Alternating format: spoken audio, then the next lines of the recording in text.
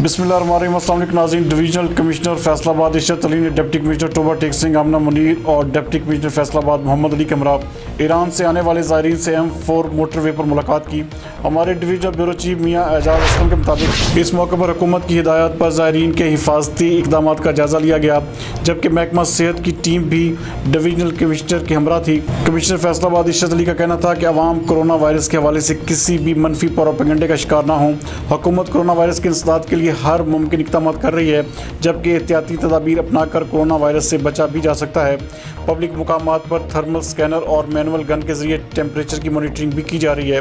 मजीद उनका कहना था कि मेडिकल मास्क के ज़ख़ीरा अंदोज़ों और ग्रां फरोशों माफिया के खिलाफ क्रैकडाउन भी जारी है।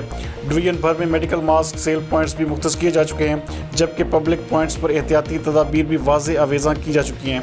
उनका मजीद कहना था कि पब्लिक मुकामात की क्लोरीन वाटर से धुलाई का काम और कोरोना वायरस से बचाव बारे आगाही मुहिम का सिलसिला भी जारी है।